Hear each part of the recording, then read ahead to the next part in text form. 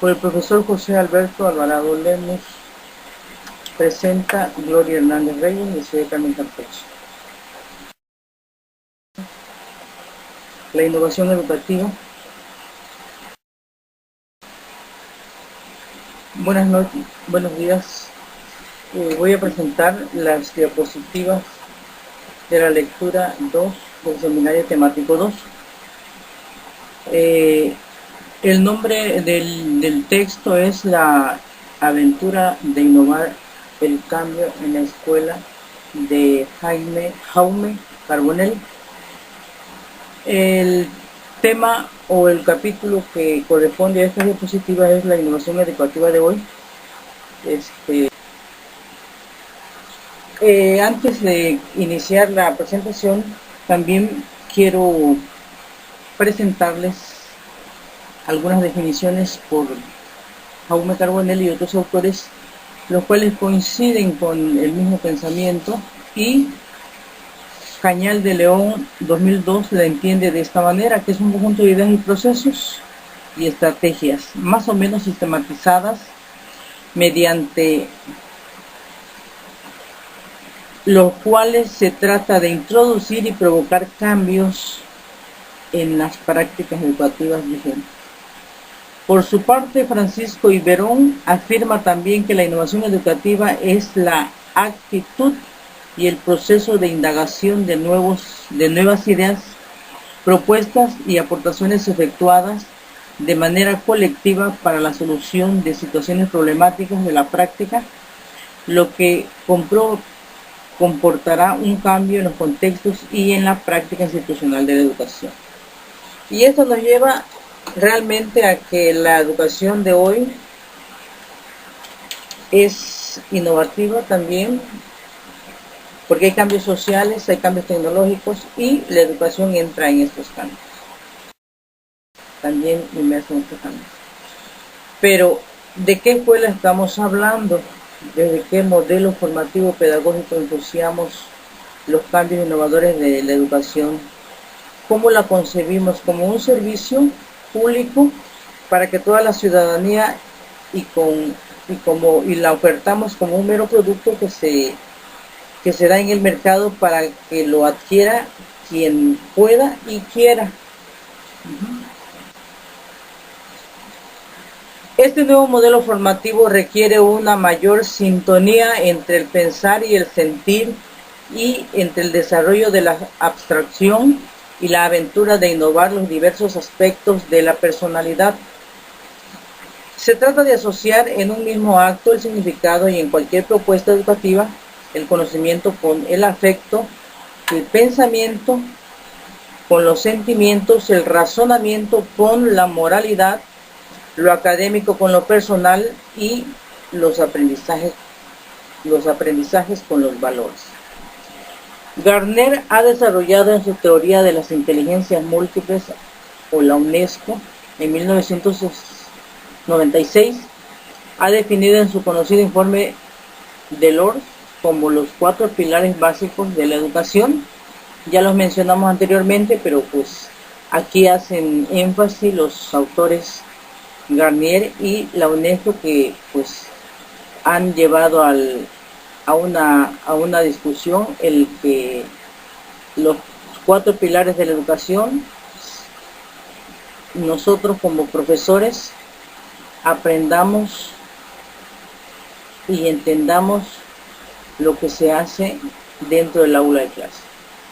Estos 4 pilares nos dicen que aprender a conocer, aprender a hacer y aprender a ser, y aprender a convivir.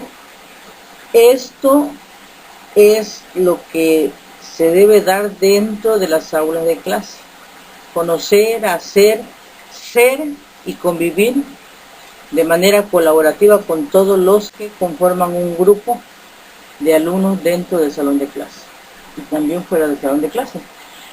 Esta nueva modalidad educativa ha sido acusada de no ser perceptiva a los nuevos impactos culturales que reciben diariamente la infancia y la juventud, y que va conformando nuevas identidades con otros modos de pensar y de comportarse ante la sociedad.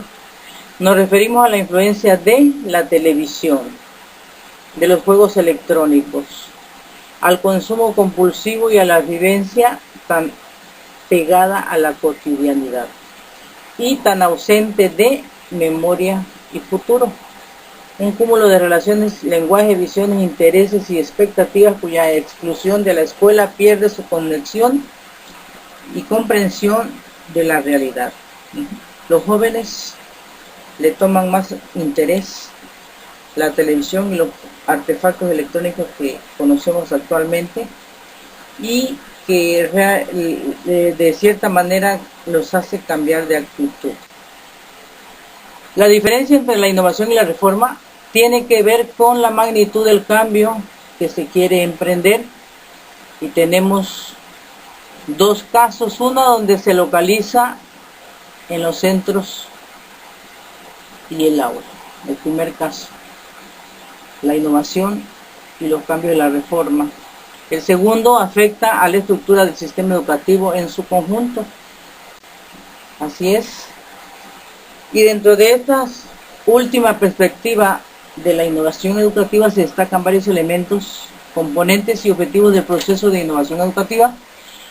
Y podemos mencionar el cambio y la innovación son experiencias personales.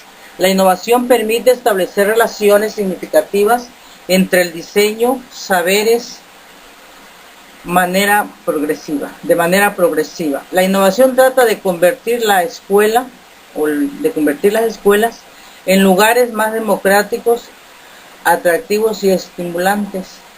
La innovación trata de provocar la reflexión teórica sobre las vivencias, experiencias e interacciones en el aula de clase. La innovación rompe con la clásica decisión entre concepción y ejecución. Y también dentro de esta perspectiva podemos mencionar otras que intervienen para tomar en cuenta esa innovación educativa, que es ampliar el ámbito de autonomía, hasta dónde podemos abarcar con la educación. Yo pienso que no hay límite para ampliar ese ámbito de la educación. La innovación apela a las razones y fines de la educación. La innovación no se emprende nunca desde el aislamiento y la soledad. La innovación trata de traducir ideas en la práctica cotidiana. La innovación hace que afloren deseos, inquietudes e intereses ocultos. Emprendemos el camino, bueno, pues detrás de nosotros vendrán otros que tendrán mejores ideas o más creatividad y pasión. Existen al respecto tres creencias para que la innovación se produzca. Dice: 1.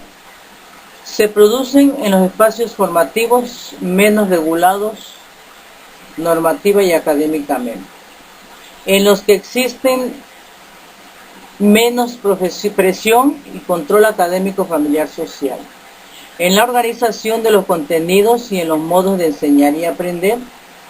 Son tres creencias que nos llevan a pensar que para la innovación, pues necesariamente debemos tener un espacio formativo. Debemos tener un control académico, familiar y social. Y debemos también organizar los contenidos en los modos de enseñar y aprender. En muchos lugares la llamada educación formal del viejo cuño, arropada con frecuencia por profesores muy comprometidos con la transformación escolar y social, por una red sólida de voluntariado y o por algunos movimientos sociales, han declinado a favor de una educación formal más estructurada. Y aquí tenemos los tres tipos de educación, en la cual, en la formal, pues nos dice que está estructurada, que está regida bajo un marco normativo y jurídico del Estado. El Estado es quien provee su implemento, cuenta con personal asignado y lineamientos de legitimidad. Así es, no cualquier persona puede estar dentro de un aula de clase impartiendo si no tiene pues un contrato, una preparación pedagógica, etc. La educación no formal son actividades educativas fuera del sistema formal, sin ordenamientos jurídicos, ninguna norma que lo rija. Quienes forman parte de ella es voluntariamente de acuerdo a sus intereses. Y como ejemplo podemos decir que cualquier curso de capacitación, el único requisito es que pagues el costo del curso y al final te darán una constancia que asististe al curso, que tomaste el curso, pero que no tiene ninguna regla ni norma jurídica. El papel puede guardarlo, puedes ponerlo en un cuadro y decir tomé una capacitación, pero la mayoría de esos cursos no están reconocidos por la Secretaría de Educación Pública. No hay una norma que lo rija. La educación informal, bueno, pues como todos sabemos, no cuenta con ninguna estructura. Es la educación que se da a lo largo de la vida, con las experiencias entre el medio y la persona. Esta educación informal, la no formal y la educación formal es la que ha hecho que los pueblos se desarrollen, que tengan un aprendizaje significativo. La educación formal no estaría completa si no existiera la educación no formal o la informal. ¿Por qué? Porque cada una de ellas nos va a dar un aprendizaje significativo para toda la vida y que lo vamos a regular bajo la norma de la educación formal. La principal ¿qué hacer para impulsar la innovación? ¿Qué factores la identifican? Y como ya mencionamos anteriormente que la principal fuerza impulsora o el factor principal para el cambio es el profesorado, que trabaja coordinada y cooperativamente en las instituciones educativas y que se compromete a fortalecer la democracia escolar. Todo profesor que tiene la idea de cooperar coordinadamente, bueno, pues es el que nos va a dar la fortaleza para que esa educación sea significativa en cualquiera de los niveles escolares donde se encuentre o donde se dé. Los equipos docentes sólidos y comunidad educativa receptiva es cuando en este caso la innovación por lo general arraiga allí donde existe un equipo docente fuerte y estable con una actitud abierta a los cambios y con voluntad de compartir objetivos para la mejora continua o transformación con las personas especialmente activas dentro del equipo que dinamiza el proceso innovador. Y aquí tenemos una gráfica que nos muestra el docente 2.0, que es el docente perfecto. ¿Por qué? Porque tiene una formación integradora donde se apega a las nuevas tecnologías, a los nuevos procesos pedagógicos, es el gestor de una información, es el que promueve educación en cualquier nivel, es creativo y sociable, se mueve en los entornos del aprendizaje, mantiene su kit de competencias para el siglo XXI y es el constructor de nuevos paradigmas, es el constructor de las nuevas innovaciones o creador de nuevas innovaciones dentro del sistema educativo donde se encuentra. Y lo conocemos como el docente sólido que está preparado íntegramente de todo. El nuevo carácter vertiginoso del cambio tecnológico social añade nueva presión a la innovación y al cambio escolar. Hay que reconocer que la humanidad evoluciona de manera constante a un ritmo lamentablemente muy lento, pero evoluciona. De ahí la necesidad de que las innovaciones y el cambio educativo encuentren un justo punto de equilibrio entre la tradición y la modernidad, entre los avances y la estabilidad y entre el presente y el futuro. Todavía con lo lento que es la evolución de la humanidad, bueno, pues tenemos chance, ahora sí tenemos de poder implementar nuevos cambios en el sistema educativo. Y la educación innovativa de hoy nos dice que, como conclusión final, que en la actualidad es un acontecimiento para cada uno de los que forman el grupo de docentes o de profesorados dentro de un sistema educativo, que pues un acontecimiento porque pues hay que lidiar en la realidad tal cual es. Estamos pasando por un proceso de cambio bastante significativo para cada uno de los docentes, en la que hemos caído en lo rutinario y lo usual, a la fuerza de los hechos y al peso de la inercia de la que se vale esta nueva sociedad de la información, que le da un sentido nuevo a la aplicación de los contenidos en el aula de clase y provoca que las instituciones educativas entren y establezcan prioridades en el desempeño del profesorado, ya que son parte de la columna vertebral de la educación. Para fortalecer la estructura educativa, la innovación sería o es realmente ideal. Y aquí tenemos un docente como mediador del aprendizaje, que interactúa dentro de una sala de clase de manera presencial entre el alumno y el docente como mediador de la tecnología del aprendizaje,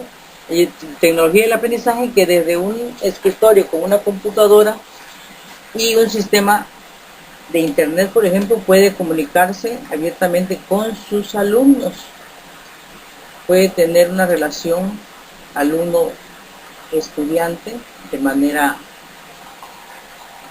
electrónica.